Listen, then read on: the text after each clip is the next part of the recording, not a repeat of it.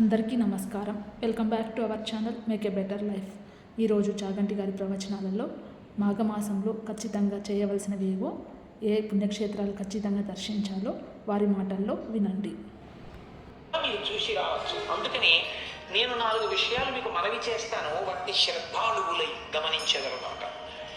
ఇక్కడ నుంచి బయలుదేరిన తరువాత మరునాడు తెల్లవారుజామున కృష్ణానది స్నానానికి తీసుకెడతారు అమరావతి దగ్గర. అమరావతి దేవాలయం పక్కన కృష్ణానది ప్రవహించడం వెనక ఒక పెద్ద రహస్యం. మిగిలిన క్షేత్రాల్లో కాదు.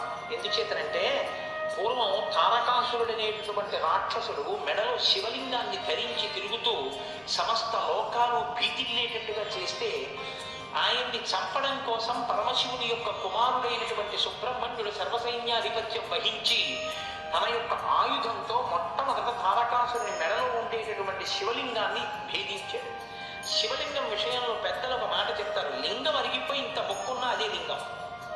కాబట్టి ఇప్పుడు ఆ లింగం 5 ముక్కలైపోయి, 5 ముక్కలు ఎక్కడ పడ్డాయో అక్కడ 5 ఆరామములు వచ్చాయి. అవే సామర్లకోటలో భీమారామము, ఆ తర్వాత తూర్పుగోదావరి జిల్లాలోదే దక్షారామము, పశ్చిమ గోదావరి జిల్లాలో క్షీరారామము, ఆ తర్వాత అక్కడే ఉన్నటువంటిది ఆ గునుపూడి భీమవరంలో ఉన్నటువంటి ఒక ఆరామము, ఆ తర్వాత పాలకొల్లులో ఉన్నటువంటిది గునుపూడి భీమవరంలో ఉన్నటువంటిది, అమరావతిలో ఉన్నటువంటి అమరారామము గుంటూరు జిల్లా. ఈ 5 లింగముల యొక్క ముక్కలు పడిన చోట 5 ఆరామములు వేసాయి. ఇంద్రుడు స్వయంగా దేవతల బాధలు చూడలేక ప్రార్థన చేస్తే సుబ్రహ్మణ్యుడు సర్వసైన్యాధిపత్యం వహించి తారకాసుర సంహారం చేశాడు. ఇంద్రుడే ప్రతిష్ఠ చేయడానికి వెళ్ళినటువంటి లింగం ఆ కృష్ణానది ఒడ్డున ఉన్నటువంటి అమరావతి క్షేత్రం.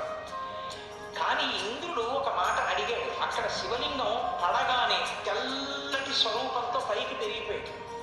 పైకి పెరిగిపోతుంటే బృహస్పతిని అడిగాడు, ఈ శివలింగం ఇలా పెరిగిపోతుంది కదా, ఎలా దీన్ని ఆరాధన చేయాలి? భక్తితో నమస్కారం చెయ్యి నిలబడుతుందన్నాడు. నమస్కారం చేస్తే పెరుగుతున్న శివలింగం అలా ఆగిపోయింది. అందుకే మీరు అమరావతి వెళ్ళినప్పుడు చూడండి, అమరావతి శివలింగాన్ని కింద నుంచి అభిషేకం చేయడం కుదరదు. అభిషేకం కోసం వేరే అంతస్తు మీద నిలబడి పైనుంచి అభిషేకం చేస్తారు. కృష్ణానది అక్కడ ఉండడానికి ఒక రహస్యం ఉంది. కారణం ఏంటంటే అక్కడ దేవేంద్రుడు ప్రతిష్ఠ చేసే ముందు ఒక మాట అడిగాడు. ఇక్కడికి అక్కడ కృష్ణానది లేదు శివలింగ ప్రతిష్ఠ జరిగేటప్పటికి. కానీ కలియుగంలో బ్రహ్మగారు మళ్ళీ నది ఎలా ప్రవహించాలో నిర్ణయం చేసినప్పుడు ఇట్నుంచి కృష్ణానది వెడుతుంది. వెళ్ళినప్పుడు ఈ దేవాలయాన్ని కొట్టుకుపోయేటట్టుగా ముంచెత్తదా అని అడిగాడు. అడిగితే దేవతలు ఆ రోజున ఒక మాట చెప్పారు, దీన్ని క్రౌంచము అని పిలుస్తారు ఈ కొండని. దీన్ని చుట్టూ తిరుగుతుంది తప్ప ఇక్కడికి వచ్చేటప్పటికి మాత్రం కృష్ణ ఎన్నడూ ఈ కొండని ముంచెత్తదు, దీని మీద శివలింగం అలాగే ఉంటుంది అని చెప్పారు. అందుకే అక్కడికి వెళ్ళి దేవతలు చాలా కాలం స్నానం చేసి ఆ దేవాలయంలో ఆరాధన చేసి ఎటువంటి కష్టాలనైనా సరే తట్టుకోవడానికి వీలుగా అసురులను జయించగలిగిన బలాన్ని అక్కడ ఆరాధన చేసి పొందారు.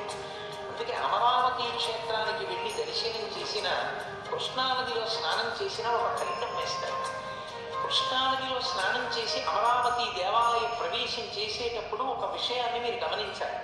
కృష్ణానదిలో స్నానం చేస్తే ఏ ఫలితం వేస్తారంటే గంగాముఖమునందు స్నానం, అంటే హరిద్వార్ గంగా స్నానంతో సమానం. అక్కడి నుంచి మీరు స్నానం చేసి ఒడ్డుకొచ్చి తల ఎత్తి చూస్తే 3 ప్రాకారములు కనపడతాయి అమరావతి. ఆ 3 ప్రాకారములే త్రిగుణాతీతుడైనటువంటి పరమేశ్వరుడు లోపల ఉన్నాడు, అక్కడ వినిశాడని గుర్తు. మీరు ఆ దేవాలయంలోకి వెళ్ళినప్పుడు అక్కడ ఉండేటటువంటి అమ్మవారి పేరు చాలా చమత్కారమైనటువంటి పేరు, బాలచాముండ అని పేరు. అవుతుంది బాలచాముండేశ్వరి అని పేరు. అది పంచాయతన దేవాలయం. అక్కడ శివుడు, పార్వతి అంటే అంబిక, విష్ణువు, అక్కడ శ్రీ మహావిష్ణువుకి వేణుగోపాల స్వామి రూపంలో ఆరాధన జరుగుతుంది. శివకేశవ అభేదంగా అక్కడ వేణుగోపాల స్వామి, వినాయకుడు, సూర్యనారాయణమూర్తి, సూర్యనారాయణ ప్రతిష్ఠ జరిగింది ఆ దేవాలయంలో. కాబట్టి శివ పంచాయతనంతో కూడినటువంటి దేవాలయం అమరావతి. మాఘమాసంలో ఆ స్నానం చేసి వెంటనే అమరావతి దర్శనం చేయడం మహద్భాగ్యం. దాని గురించి స్కాంద పురాణంలో ఒక మాట చెప్తారు, ప్రయత్నపూర్వకంగా మాఘమాసం లాంటి మాసంలో కృష్ణానది స్నానం చేసి అమరావతి క్షేత్ర దర్శనం చేద్దామని ప్రయత్నం చేసిన పరమేశ్వరుడి అనుగ్రహం ఉన్న వాళ్ళని తప్ప ఇతరులను రానివ్వడు.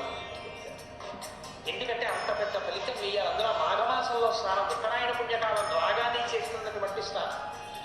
కాబట్టి కృష్ణానది స్నానం, అమరావతి దర్శనం అంత గొప్పది. అది పంచారామ క్షేత్రం. అది ఆ దేవాలయం శిథిలమైతే వాసిరెడ్డి వెంకటాద్రి నాయుడు గారని చెప్పి ఆయన మహానుభావుడు ఆ దేవాలయాన్ని అంతటి పునర్నిర్మాణం చేశారు. కృష్ణదేవరాయలు గారు తులాభారం తూగినటువంటి మంటపం, వెంకటాద్రి నాయుడు గారి తులాభారం తూగినటువంటి మంటపం ఆ దేవాలయంలోనే ఉంది.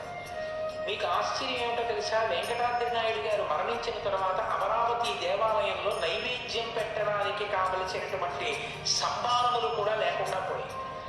దీపం పెట్టడానికి కూడా అవకాశం లేకుండా అయిపోయింది. ఆ స్థితిలో ఉంటే ఒక ఆయన వెళ్ళి, హైదరాబాద్ నవాబుగా ఉన్నటువంటి వ్యక్తి ఆ రోజుల్లో ఆయన దగ్గరికి వెళ్ళి అడిగారు. నాజర్ దౌలత్ అని ఆయన్ని వెళ్ళి, మీరు ఈ దేవాలయ పోషణకి కావలసినటువంటి సదుపాయం చేయండి. ఆయన అన్నాడు, ఆ దేవాలయం నీరు పోషించడానికి అందులో ఎవరు ఉన్నారు? శివుడు ఉన్నాడు. శివుడికి పోషణ నా వలన కావాలంటే ఆయన నన్ను అడుగుతాడే నువ్వు వెళ్ళాను. చిత్రం ఏంటంటే ఈ వెళ్ళినటువంటి వ్యక్తి చెందులాల్ అంటారు. ఆ రాత్రి రాజు నవాబు పడుకుంటే నవాబు గారి కళ్ళలోకి పరమశివుడు వచ్చి, నా పోషణ కొరకు కాదు, నేను లోకాల్ని పోషించేవాడు, నాకు ధూపదీప నైవేద్యాలు జరగడం లోకానికంతటికీ శాంతి కారణం, కాబట్టి నువ్వు ఏర్పాటు చేయి, భక్తుల కోరిక మన్నించని చెప్పాడు.